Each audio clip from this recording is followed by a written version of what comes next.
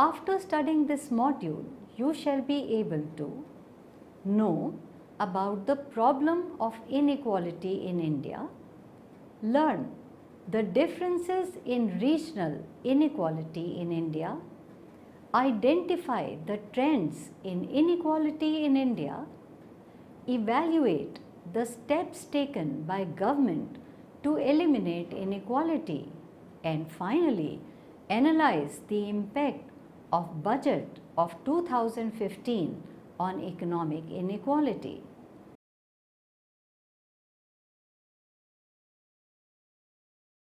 Economic inequality refers to how income is distributed amongst individuals in a population, amongst countries, and amongst groups in a population.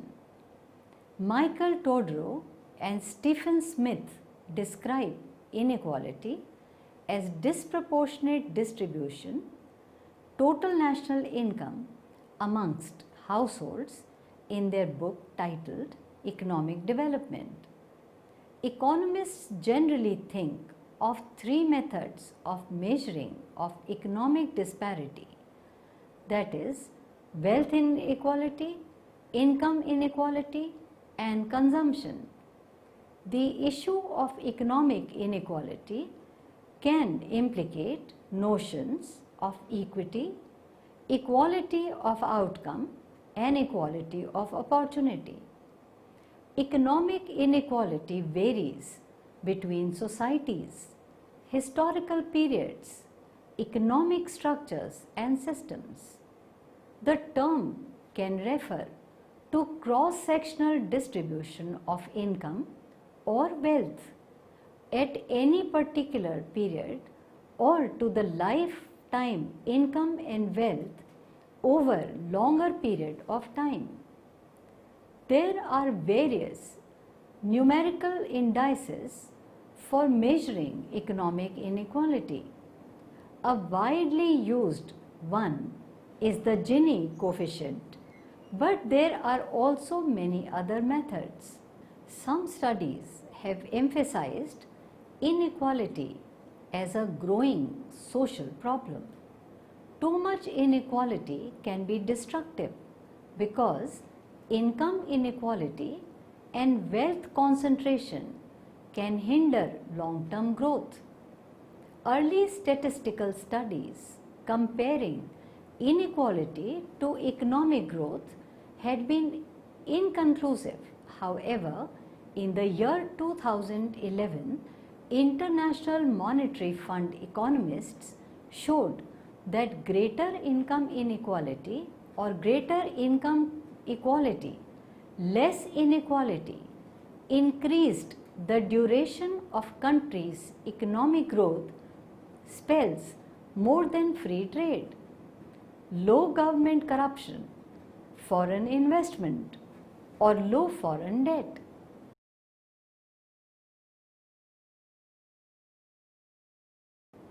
Let us now understand meaning of inequality, measurement and its trends. According to Todorov and Smith, different measures of inequality are: number 1, Kuznets ratio.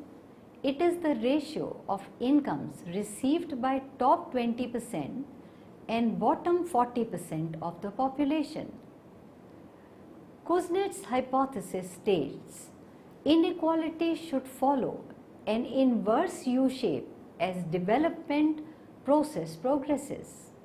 It means that in the early phase of development, due to greater urbanization and industrialization leading to greater inequality, then after years a stage of inequality starts falling. 2. Lorenz curve. Lorenz curve is a graph depicting the variance of the size distribution of income from perfect equality. This means if cumulative percentage of total income received is plotted against cumulative percentage of population starting from the poorest the Lorenz curve can be represented as under: percentage of population. In the figure, the curve represents the Lorenz curve. The diagonal line represents the line of perfect equality. The more the Lorenz curve deviates from the perfect equality, the greater is the degree of inequality.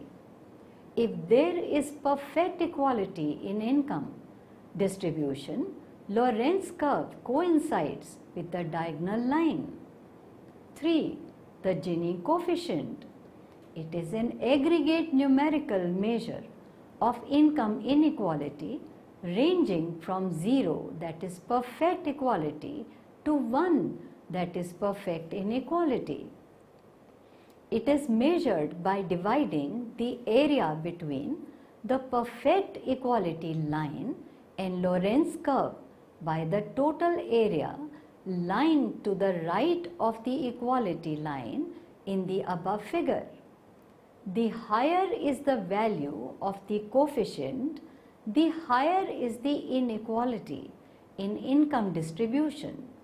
The closer is the value to 0, the more equal is the distribution of income.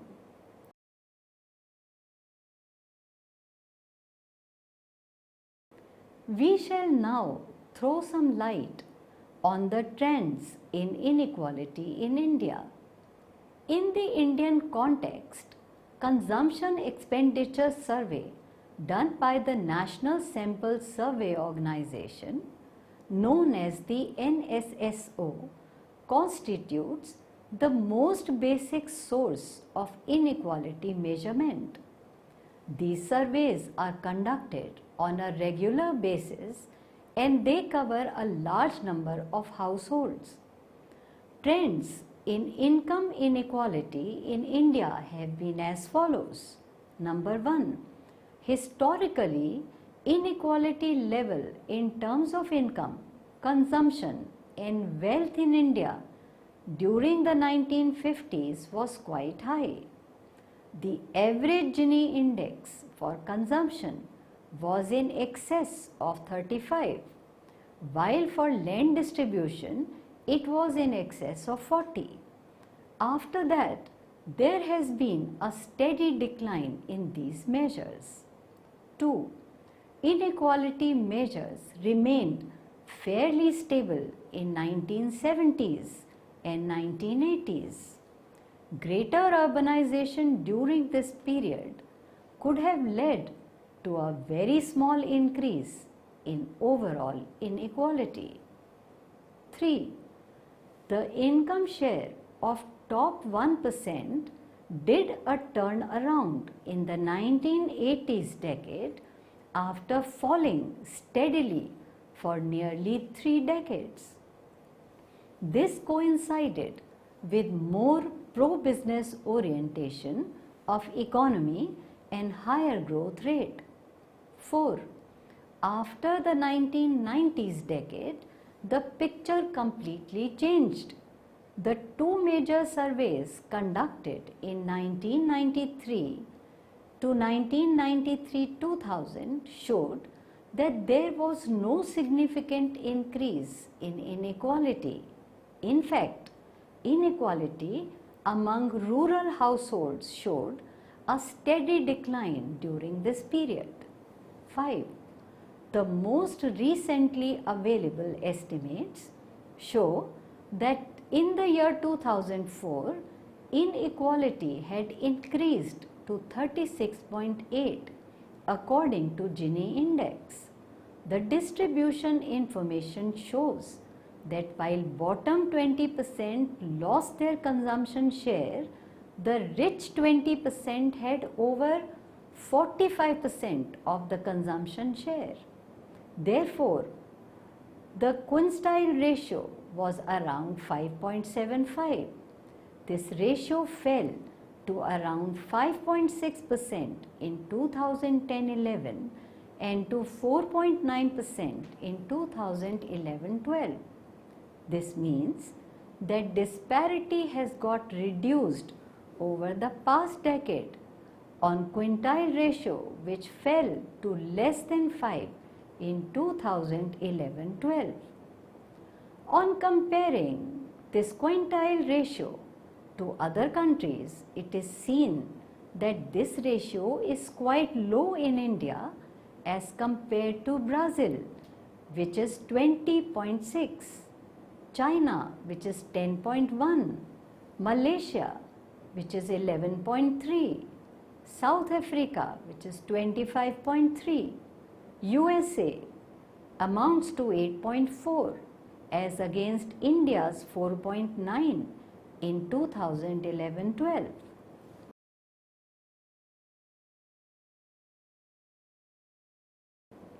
We shall now discuss the causes of income inequalities in India. The causes of income inequalities in India can be grouped in 4 major heads. Let us discuss each one by one.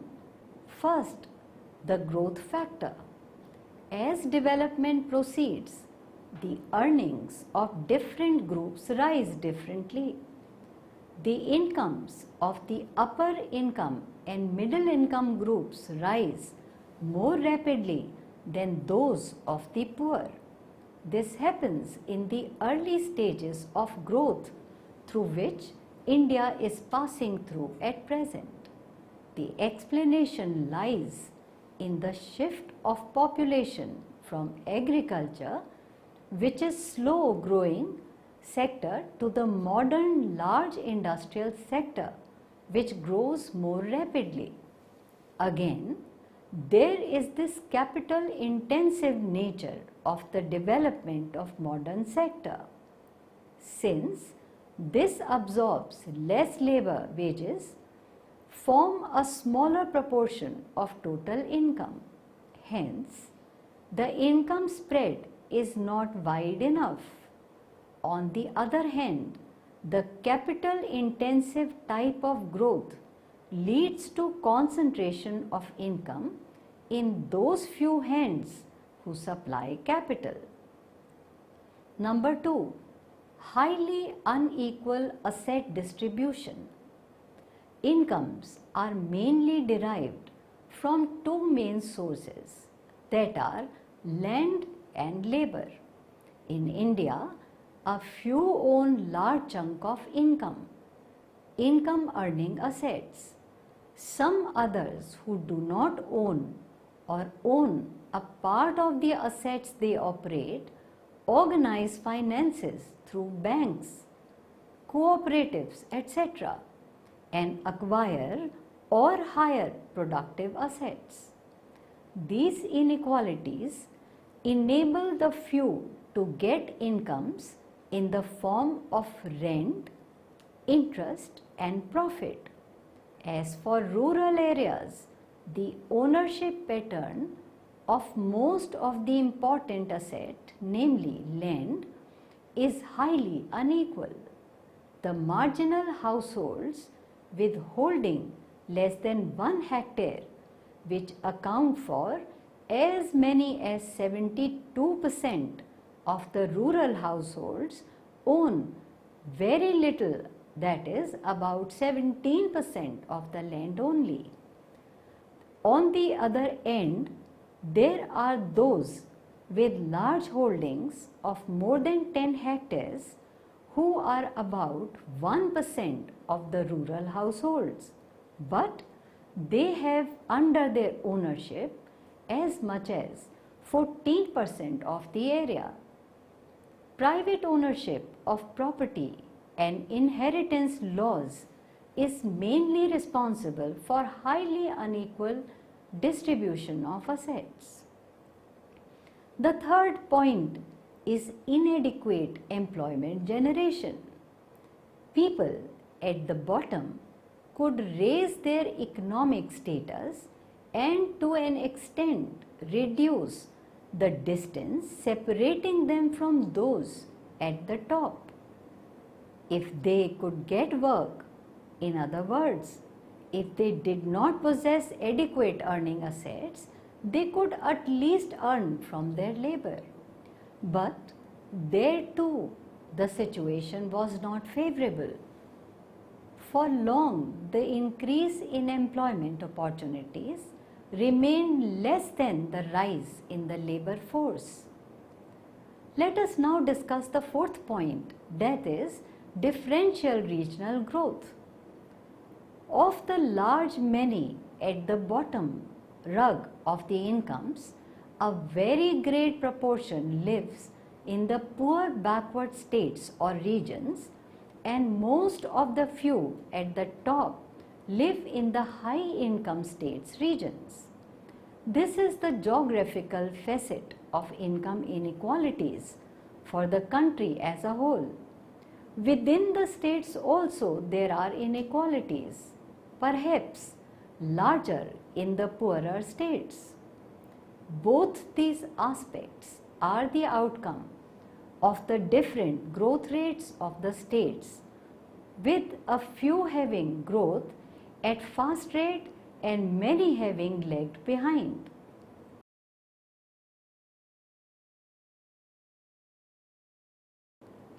Let us now understand distributional impacts of budget presented in the year 2015. Changes in taxation policies in budget 2015 have also led to many impacts on the distribution of income.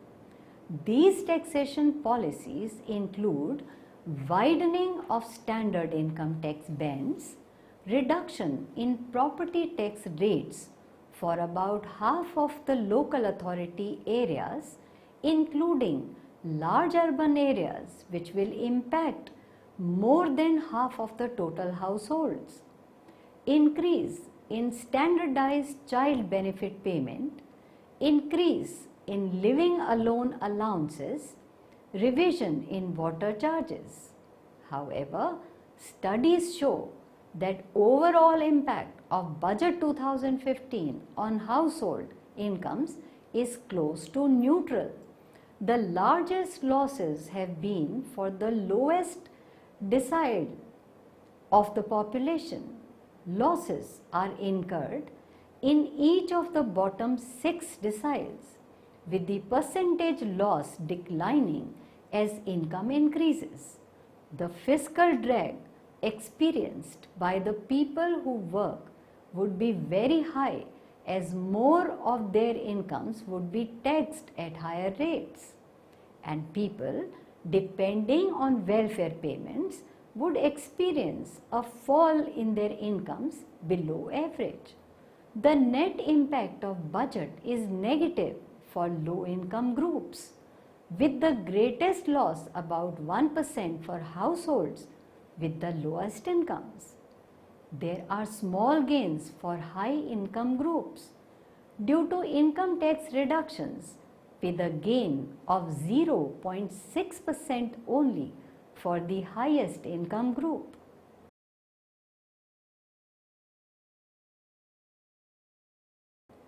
Let us now discuss income distribution in India and make a comparison with other countries and amongst different states. A common criticism of India's growth story has been that it is very unequal. The rich get richer while the poor get poorer. As we move towards the higher levels of development, casual observations confirm just how unequal incomes are in the country. For example, what the average driver or servant earns in a year is often less than what the average middle class professional earns in a month. But does this mean that India is highly unequal country? Are the poor not benefiting from high economic growth? And how does India's inequality stack up against the income inequality in other countries? At first, India may seem to be a highly unequal country with regard to income distribution, but the picture is not as dark as it seems. If India is compared with other countries, a useful measure is the ratio of the average income of the richest 10% of the average income of the poorest 10%. Effectively, how many times greater is a rich person's income compared to a poor person's income? For India, this figure is 8.6. That is, the income of the richest 10% is 8.6 times higher than the income of the poorest 10%. Compared to most countries, it is actually on the low end of the scale. For example, the US figure is 15.9. For the UK, this figure is 13.8. For China, this figure is as high as 21.6. And for Brazil, this figure is phenomenal, being 40.6. Compared to these three countries, India's income inequality is considerably lower. The country with the lowest inequality in income is Japan, for whom this figure is as small as 4.5. The most unequal countries by this measure are primarily in Africa and South America.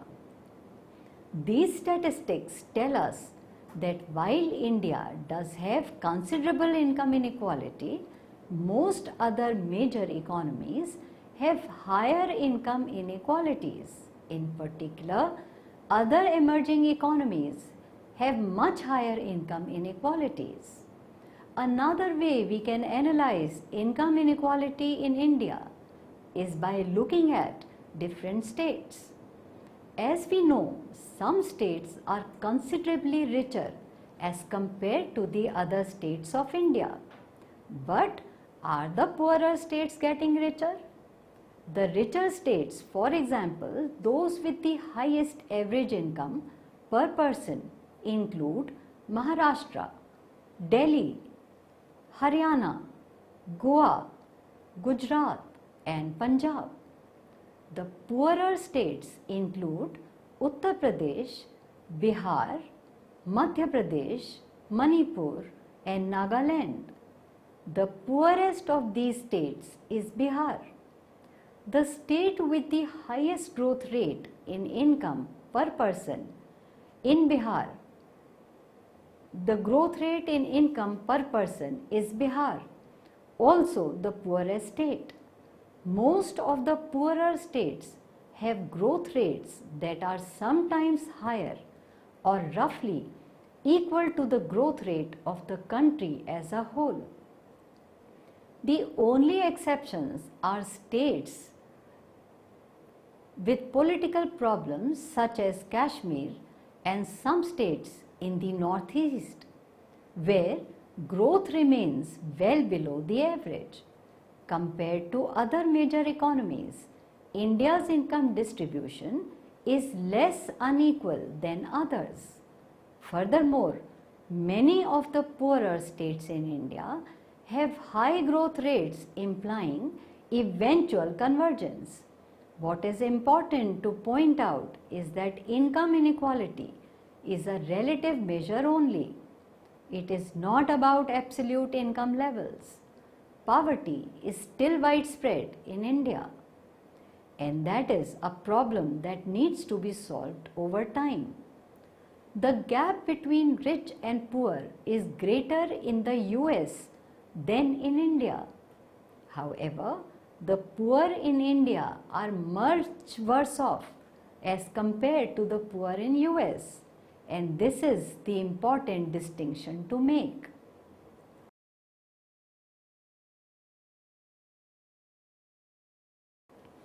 Let us learn the meaning of inequality and social welfare. There are many reasons why relative inequality is of great concern for a country like India.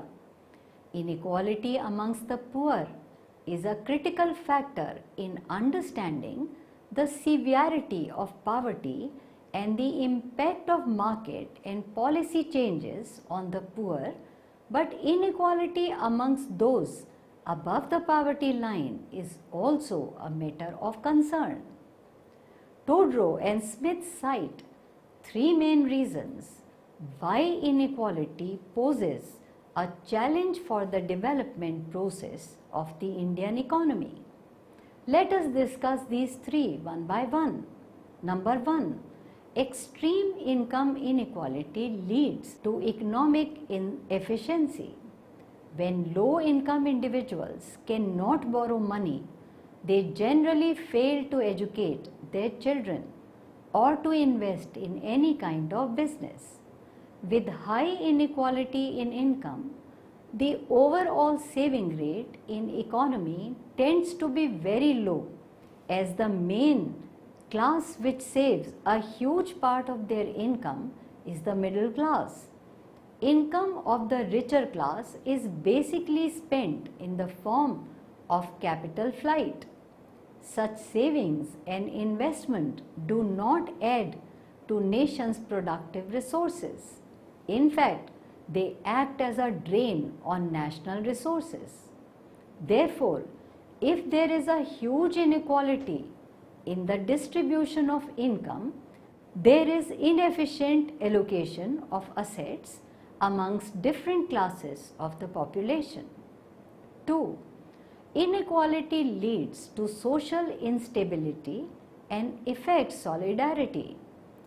High inequality strengthens the political power of the rich and hence their economic bargaining power as well. There is inefficient allocation of resources in favor of the rent-seeking behavior of the rich and away from productive purposes.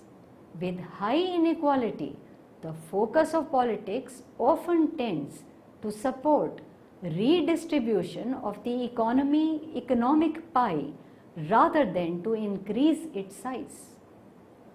3. Extreme inequality is generally unfair. If everyone receives the same income, there would be little incentive for working hard, gain skills, or for innovation. As a result, most people generally vote for some inequality of income to the extent that these correspond to incentives for hard work and innovation. Welfare is a function of income per capita. Y. Inequality I. Absolute poverty P. That is W is equal to F Y into I into P.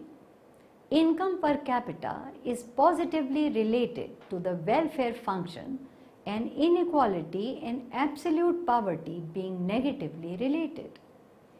All the three components have their distinct significance and need to be considered separately while assessing welfare in developing countries.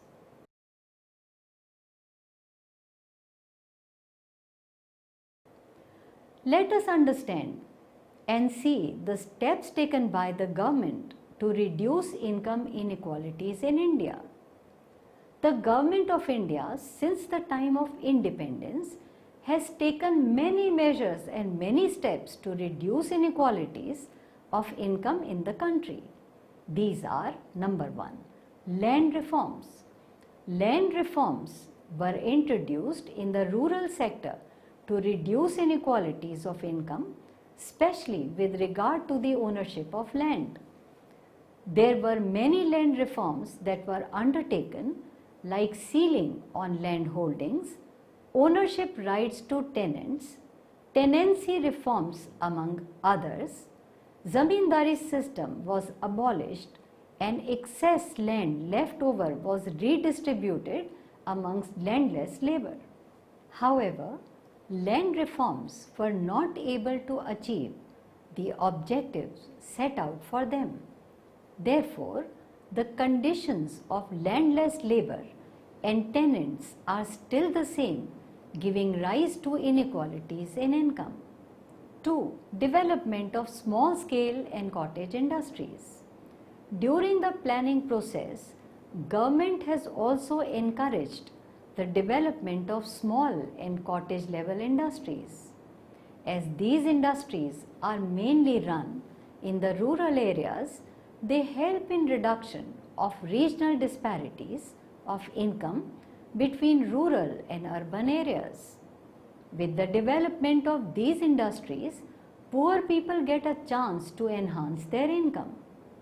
3. Monopolies and Restrictive Trade Practices Act.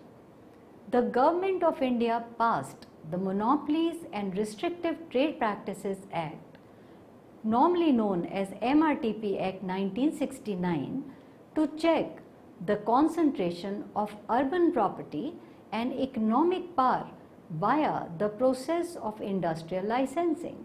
However, due to internal deficiencies in the system, this act was not fully successful in achieving the objectives of reduction in economic power. 4.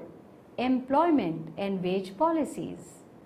During the 5-year plans, the government passed many programs for the creation of employment opportunities, such as the drought-prone area programs, Integrated Rural Development Program, National Scheme Training for Rural Youth for Self-Employment, the Jawahar Rozgar Yojana, etc. Minimum Wages Act and Bonus Act were also passed by the government for improving the economic conditions of the labor. 5. Public Distribution System. PDS was also started by the government so as to provide the food grains and other necessary products like sugar, kerosene at subsidized prices to the people living below poverty line. However, due to corruption and other deficiencies, the system of PDS was a big failure in achieving the redistribution of income from richer class to the poor class. 6. Fiscal policy. Fiscal policy of the Government of India includes the taxation system as well as the public expenditure policies. The government has so designed its taxation policy so that the richer class of people have to give away a larger part of their income in the form of taxes to the government, which means the taxation system follows a progressive pattern.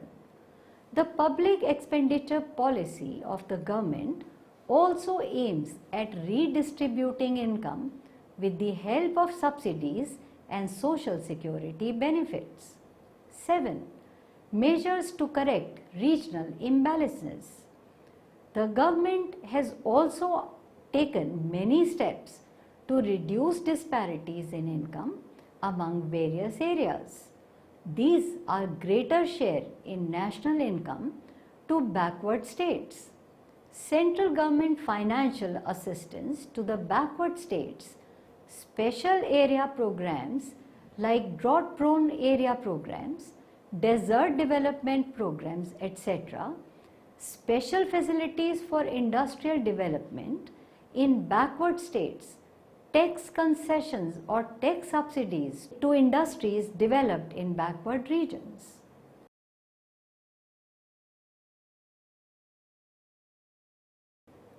We shall now recapitulate what we have learned so far in this module. Number 1. Economic inequality refers to cross-sectional distribution of income or wealth at any particular period or to the lifetime income and wealth over longer periods of time. 2. Inequality can be measured with the help of many measures like the Kuznets ratio, the Lorenz curve and the Gini coefficient. 3. Trends in inequality in India show that in the early years of independence, inequality was quite high. However, with higher levels of development, inequality has come down. 4. Main causes of inequality in India are related to growth employment opportunities, asset distribution, and differential regional growth. 5. Budget presented in the year 2015 has caused no major impact on incomes of low as well as high income groups. However, working class people might experience some effect on their incomes. 6. On measuring the inequalities existing in India with respect to other countries, it can be concluded that India is less unequal country as compared to other countries. Among different states, Bihar is the poorest state but has the highest growth rate in income per person. 7. Inequality also affects social welfare negatively as it leads to economic inefficiency. It affects social stability and is generally unfair and unjust. 8. Government has taken many measures to reduce income inequalities in India, such as introduction of land reforms, development of small scale industries, introduction of MRTP Act, public distribution system, fiscal policy, and reduction of regional imbalances.